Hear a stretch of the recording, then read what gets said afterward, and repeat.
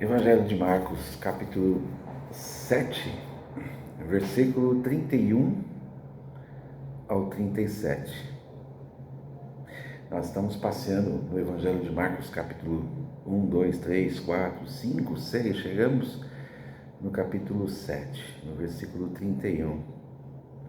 E essa história, ela é uma história que acontece após o episódio com a mulher grego-sírio-fenícia. Jesus volta ao lago da Galileia. Era uma caminhada bastante extensa, né? Mas sempre em volta da Galileia, e entra no barco, sai do barco, entra no barco novamente, ou então caminha nas imediações, enfim. Daí trouxeram um homem surdo para Jesus. E ele quase não podia falar. E pediram que o Senhor colocasse a mão sobre ele. Veja, Jesus já era conhecido, aquele que se falasse, a pessoa era curada. Se tocasse, a pessoa era curada. Tudo que Jesus fizesse em função e em favor de alguém seria suficiente para que essa pessoa pudesse se estabelecer, se restabelecer. Bom, eu fico imaginando quantas pessoas Jesus atendeu, né? O Evangelho de João, capítulo 20, fala que há, porém, tantas coisas que Jesus fez e falou que não daria para escrever, de tantas coisas eram. E se escrevesse, não caberia nos livros, não caberia nas estantes, não caberiam nos armários, nas prateleiras. Não daria para você carregar uma Bíblia com tudo aquilo que Jesus fez. Os evangelhos trazem para nós alguns princípios, ou melhor dizendo, algumas questões principais de ações, de feitos de Jesus. E aí então aquele monte de gente querendo alguma coisa de Jesus, e de repente surge um surdo, um homem que quase não fala. E aí Jesus pegou esse homem e saiu com ele do meio da multidão. Saiu do aperto, saiu lá daquele burburinho todo, né? Que imagina a confusão que se instalava toda vez que Jesus caminhava, parava, enfim. Diz o Evangelho de Marcos, capítulo 7, 31 até o 37, que o Senhor pôs os dedos nos ouvidos dele. Foi suficiente. Ele só colocou os dedos. Esses dias minha esposa, foi no médico otorrino, e esse médico fez alguns exames com dor de ouvido, e uma dor de ouvido horrível aqui e tal, e vai no médico, e o médico examina, e põe um aparelho lá, e abre, e examina, e olha, e vê, e tal, e passa antibiótico, não é? A gente está meio acostumado com essas coisas quando se trata de dor de ouvido, de dor de sei lá o quê. E voltou para casa com dor. E passou a tomar remédio. Jesus olhou para esse surdo. Ele não estava com dor de ouvido. Ele não sentia o ouvido dele. E Jesus foi lá e tocou nos seus ouvidos. E ele passou a ouvir. Cuspiu. Jesus cuspiu nas mãos, ou na mão, né? Desculpe a minha expressão, mas foi isso que ele fez. E pôs um pouco de saliva na língua do homem. Essa mesma saliva de Jesus, ele colocou na língua desse homem. Já imaginou a estranheza desse homem diante disso tudo, né? Numa sociedade que os judeus ensinavam que tinha que lavar a mão, que tinha que não sei o que, aí Jesus cospe, encosta o dedo, a mão, na língua desse homem. Deve ter sido um negócio assim de ir para a primeira página de jornal. Depois Jesus olhou para o céu, suspirou fundo e disse ao homem: Efatá, a palavra em aramaico que significa abra-se. E se abriu. Naquele momento os ouvidos do homem se abriram. E ele começou a falar. Veja, então Jesus toca nos dois ouvidos, nos ouvidos dele, né? Coloca um pouco de saliva na língua desse homem e diz: abra-se. E eis que abriu os ouvidos e abriu a fala. Esse homem voltou a uma questão normal de vida. Daí Jesus se dirige aos outros que estavam em volta e ordenou que ninguém contasse a ninguém. Mas ninguém obedecia, né? Imagina, você está diante de um negócio desse, você não vai contar para ninguém? O que é isso, né? Você vai sair gritando para lá, gente, não, vocês não sabem o que eu vi. Jesus foi sendo cada vez mais conhecido porque ninguém escondia essas ações dele. Aqueles que ouviam essas coisas se admiravam e diziam que Jesus fazia tudo de forma extraordinária. Jesus começou a ser elogiado. Puxa vida, olha, tudo que ele faz é extraordinário. Os surdos ouvem, os mudos falam.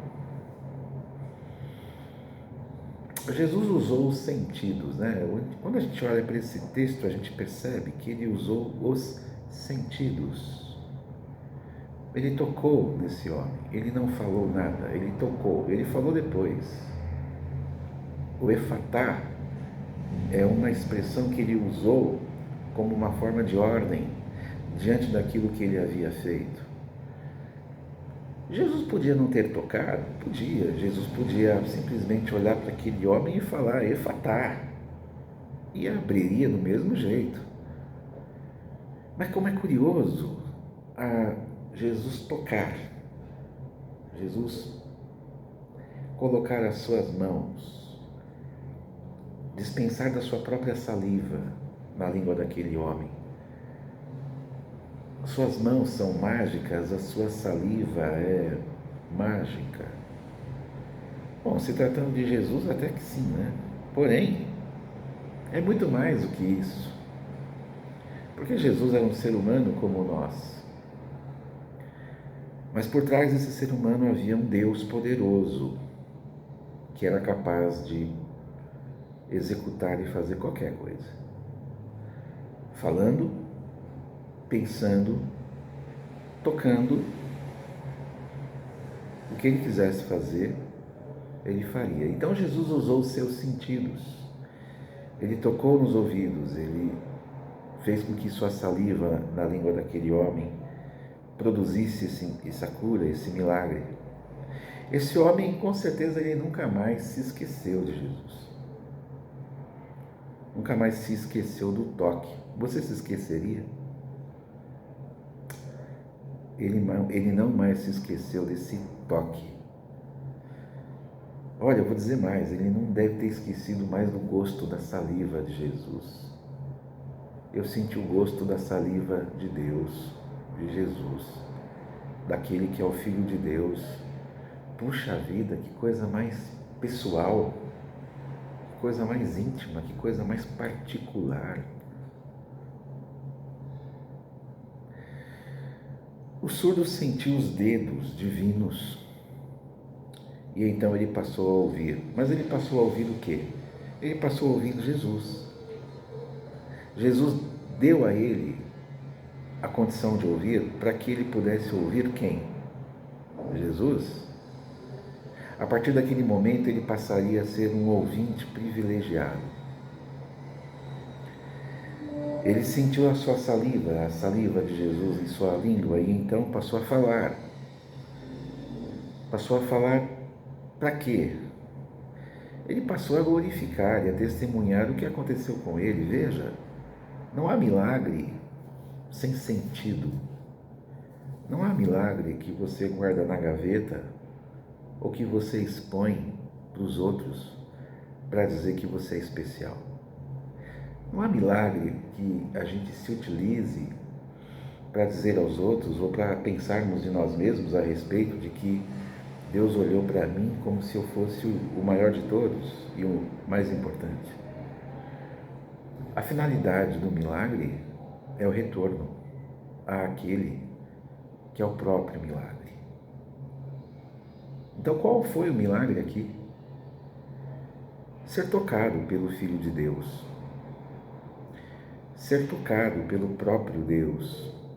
Ser tocado pelo Deus do universo, que já estava antes de a gente existir. Receber sua atenção, seu olhar, seu toque. Receber parte de Jesus, parte dele mesmo, em si mesmo. Esse homem foi resgatado. Esse homem foi reinserido socialmente. Ele voltou para a comunidade, porque agora ele está ouvindo todo mundo e ele está falando para todo mundo o que aconteceu. Jesus queria que, não naquele instante, mas de uma forma ou de outra, isso iria acontecer em algum momento. Não dá para segurar. A gente sai correndo falando o que acontece. Ele passou a ouvir Jesus e então a falar a respeito dele, sobre o que ele fez. O que você faria se você estivesse no lugar desse homem? Você seria a mesma pessoa?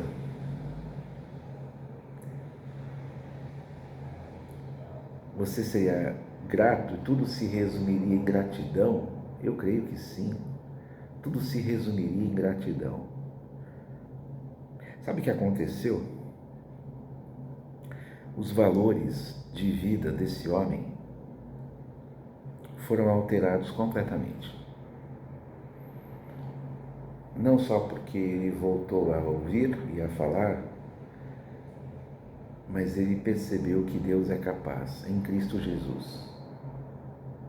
E ele passou a entender o que de fato possui verdadeiro valor. Ele sentiu na pele aquilo que era impossível. E ele percebeu que era o Senhor da vida que estava tocando ele. Esse é o milagre. Seus valores mudaram porque ele teve um encontro com o Senhor da vida, que é capaz de, no mínimo, fazer ouvir, fazer falar. O que mais ele não é capaz? Nós somos tocados. Nós somos. Não pela pessoa física de Jesus, como aqui aconteceu em Marcos capítulo 7, mas é o Espírito Santo que toca em nós. E ele toca em nós o tempo todo. E às vezes a gente nem sente. O Espírito Santo toca em nós e a gente às vezes está distraído, achando e pensando outras coisas. Ele toca em nós o tempo todo, ele toca em nós nos momentos de livramentos. Ele toca em nós nos momentos em que é necessário sabedoria. O Espírito Santo de Deus toca em nós nos momentos em que a paz se faz real. Ele toca em nós no momento em que há convencimento de que nós somos surdos e de que nós somos mudos, nós não falamos. E ele vai lá e toca em nós. E nos mostra, inclusive, essa nossa incapacidade a fim de dar a ele, tributar a ele todo o louvor. Ele nos traz a consciência, quando o Espírito Santo de Deus toca em nós, ele nos traz a consciência de que Deus continua nos tocando pelo sentido, não das mãos, não da saliva, mas que o Espírito Santo de Deus continua nos tocando com o nosso através do nosso sentido da fé. a gente acredita, a gente sabe que o livramento foi Ele. A gente sabe que a sabedoria veio dele,